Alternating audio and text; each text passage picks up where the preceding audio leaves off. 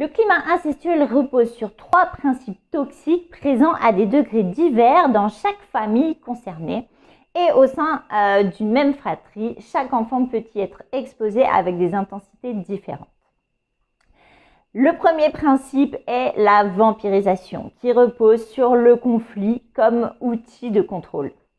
L'objectif du parent incestuel, c'est de détruire la personnalité de son enfant. Et à l'âge adulte, son but est de rester présent dans son esprit, garder le contrôle sur sa vie et continuer à s'en mêler. Et il y parvient en générant du conflit. Dans ce climat, la communication sincère et l'expression des émotions sont perçues comme dangereuses. L'enfant apprend à inhiber totalement ses ressentis car tout ce qu'il exprime est jugé, critiqué ou moqué, parfois même sans un mot, juste par un langage non verbal du parent. Mais pourquoi un tel rejet des émotions? Eh bien parce que le parent incestuel est totalement coupé des siennes, il est incapable d'exprimer quoi que ce soit avec le cœur, il ne sait pas ce qu'est l'amour véritable et ne peut pas gérer ses propres blessures émotionnelles.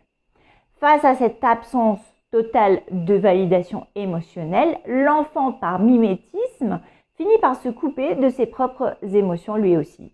Il se protège en s'anesthésiant, ce qui crée un terrain propice à la manipulation, au chantage affectif et à l'indifférence envers son propre vécu. Si je devais décrire moi-même ma famille, je dirais émotionnellement anesthésiée. Dans ma famille, les émotions sont comme figées.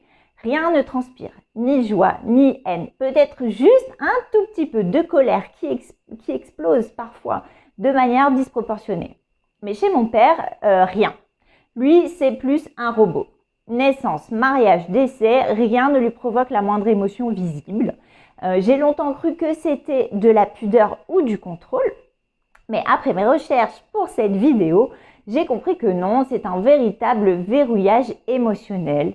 C'est aussi comme ça qu'il m'apparaît dans mes voyages chamaniques comme un ours au visage torturé. J'ai dû donc apprendre seule ce qu'était une émotion et comment l'écouter.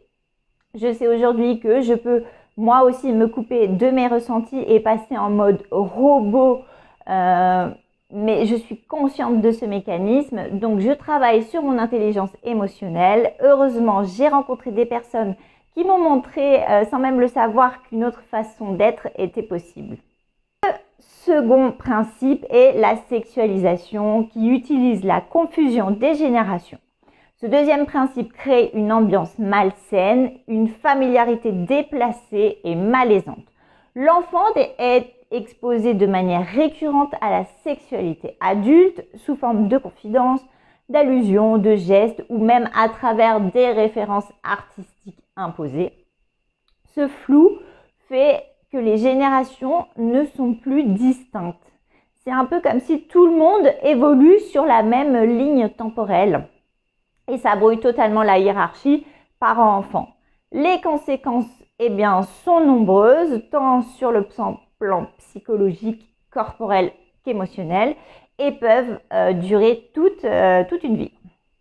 Moi, par exemple, sur ce principe toxique, j'ai eu une conséquence psychologique très importante. Je ressens de la peur panique d'annoncer mes décisions. J'ai compris l'impact de ce conditionnement lorsque j'ai dû annoncer à mes parents mon départ pour le Costa Rica. C'était la chose la plus difficile de tout mon processus d'expatriation, alors qu'il y avait quand même des tonnes d'autres défis logistiques bien plus concrets. Mais cette angoisse vient du fait qu'un enfant issu d'un climat incestuel vit dans une crainte constante du regard et du jugement parental.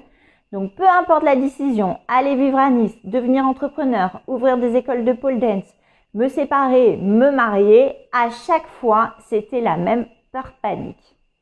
Alors j'ai développé une stratégie de survie, tout faire en secret et mettre mes parents devant le fait accompli.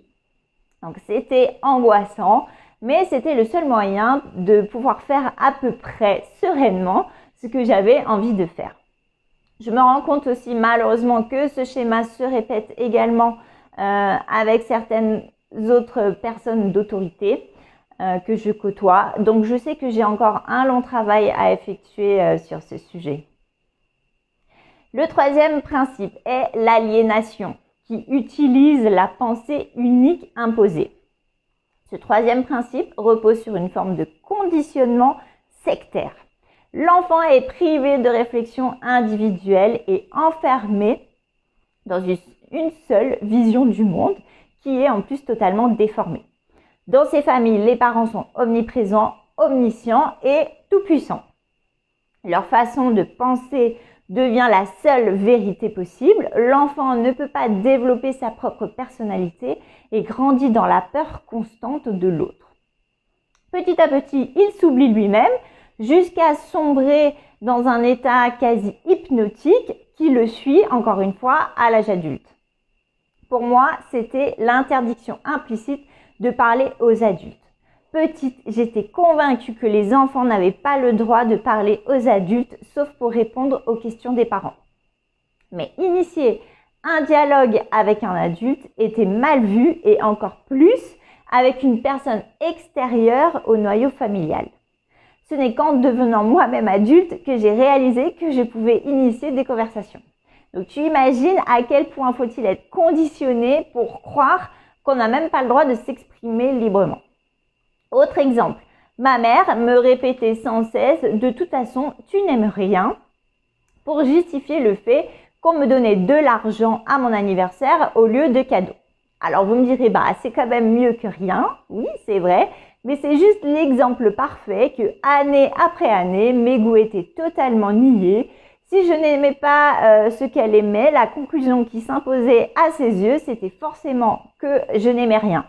Jamais elle ne s'est dit que peut-être j'aimais tout simplement autre chose. Donc les conséquences des trois principes toxiques, vampirisation, sexualisation et aliénation, s'entrelacent et s'enchaînent de façon aléatoire au sein de la famille incestuelle. Les enfants deviennent des adultes totalement inconscients des traumatismes qu'ils portent.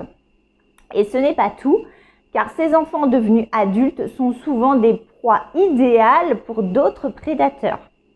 Comme par exemple le principe de sexualisation, notamment les rend plus vulnérables aux manipulations de pédophiles ou de violeurs.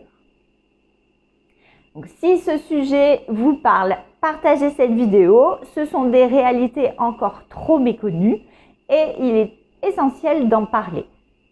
Et bien sûr, mettez un j'aime pour soutenir le référencement de cette vidéo. On se retrouve la semaine prochaine.